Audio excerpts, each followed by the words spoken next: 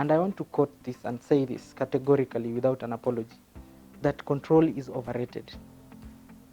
It is better to own 0.5% of Google than 51% of a piece of crap. It is not me who said that, but it is Ryan Smith, a CEO of Qualcomm.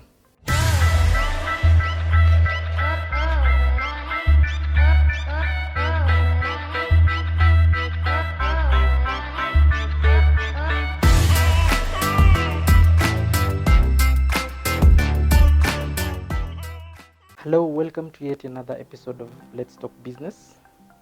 We are still in the Uber series where we are learning about 5 critical factors that determine the success of any business. We have looked at whether it is the strategy or the system that we employ. That is number 1. Number 2, whether it is the idea. And we have all agreed that the idea is number 1. But we want to know what is the second, third, fourth, and fifth most critical factors that determine the success of your business. And we outline them without order of priority to be the idea, the people or the team. Underneath, we have talked in the previous episode and talked about the people strategy. And we talked about the systems or the business model. We asked ourselves whether it is funding that contributes to the success of your business or the timing. And today we want to look at funding, money, because this to many people seem to be the most important thing. Most people, when you ask them what do you need for you to do a business, they say money. But in Let's Talk Business, we have rarely spoken about money, because the kind of entrepreneurs we are in Let's Talk Business are people who believe that startups are a collection of experiment, where you just get the money to do the experiment and you need to get the right one first. If you get the right one first, you get the funding. And if you delay, you run out of money. But money alone cannot guarantee success of your business. As important as funding is, it only accounts to 14% of the success ratio. But I don't want us to have the analogy that we need money for us to do great businesses, because funding comes in to help you expand and grow, and it has to come at the right time as well. And so one of the things we want to emphasize is that when you get the money to start you out, and as you test the model, what you call a prototype of your business, you need funding to go to the next stage. So funding is one of the most critical success factor, but it is not the ultimate. I have seen people commenting and saying that number 1, a success factor is funding. Funding is not number 1. Let us get that clear first. Do we all agree that you can be underfunded as you start, but get funds as you go along, and you will still be successful? Because the great businesses that we know and celebrate nowadays were not started by billionaires or people who have a lot of money. These people started out of nothing, and as they grew, they went out to acquire more funding for them to grow. When you look at our example of Uber, when Travis Kalanick and Garrett Camp first came up with the idea of Uber, they experimented it in their city in US. But a few months later, they were able to get funding from first round capital of $1.25 million. And that is when they started now expanding from city to city in US. In 2012, they were able to get another funding of $32 million. And this helped them now to start expanding from country to country.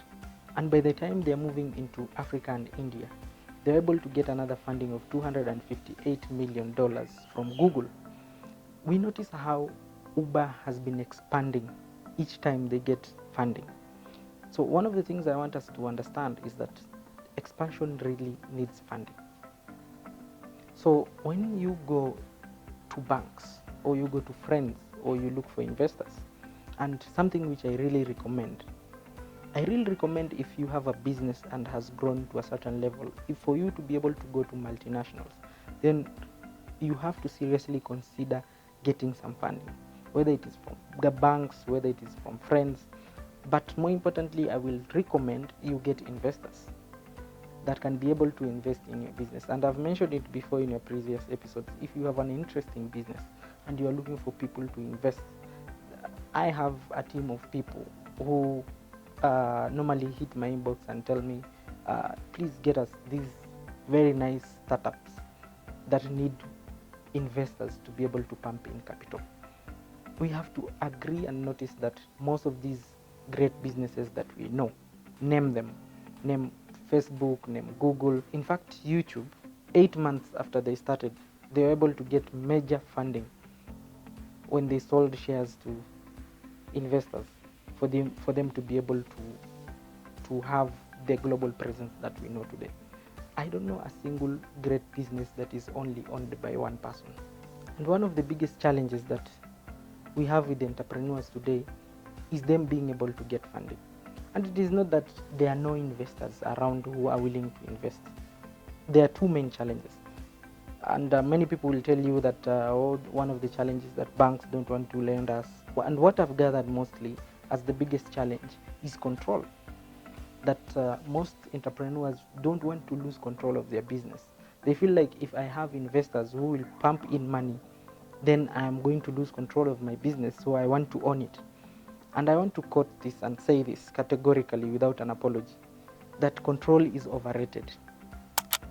It is better to own 0.5% of Google than 51% of a piece of crap.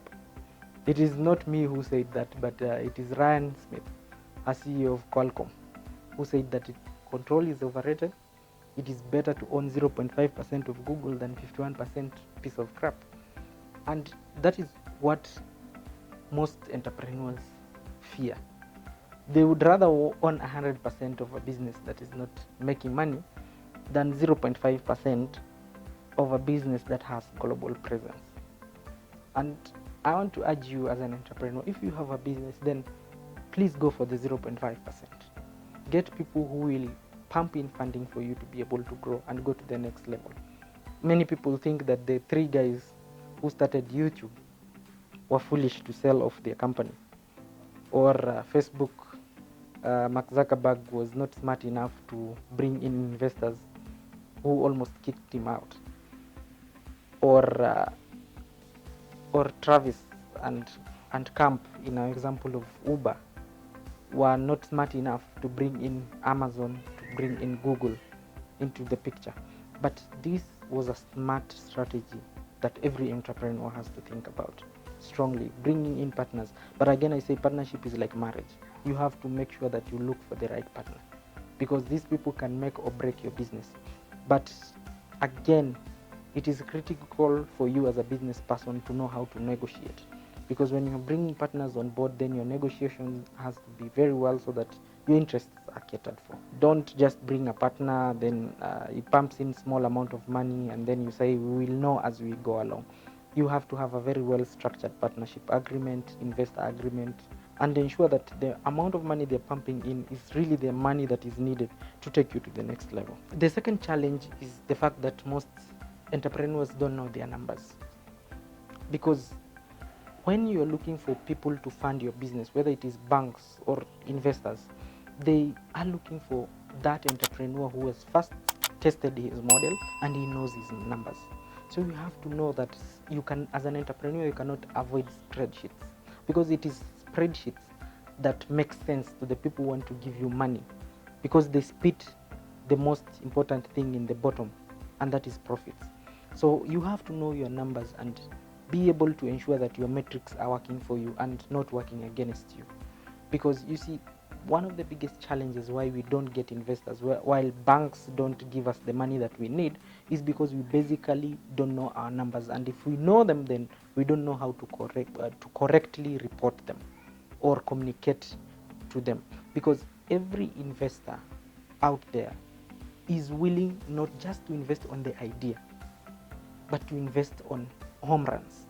Businesses like Uber that will make an investor, every single investor, it doesn't matter if he owns 0.2%, a billionaire. And so most of the time when we are looking for investors, we think that these investors will only buy the idea.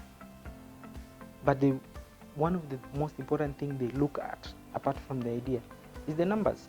So when you want to get the funding that you need, please ensure that you know your numbers and you're able to communicate them well. And if you do all that, then I assure you you're going to get the right funding that you need.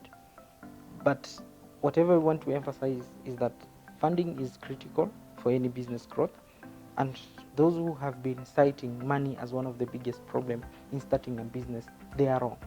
Money is mainly needed to help you grow and expand. So if you have a business and you're looking to expand, please make sure you take care of those two challenges. Just ensure that, number one, you are ready to seize control, sell some shares, and then the second thing, you have to know your numbers and ensure that they spit that most important thing in the bottom, and that is the profit. Thank you for watching this episode on funding. And the next episode, we are going to actually talk about timing. And then at the end of it all, list down the 5 critical factors that determine the success of your business in order of priority. So for those who have been predicted, then please tune in to the next episode, where we will be able to know, as per my opinion and research, between funding, idea, strategy, people, and timing, what is the most important factor in order of priority. Thank you once again, and see you next time.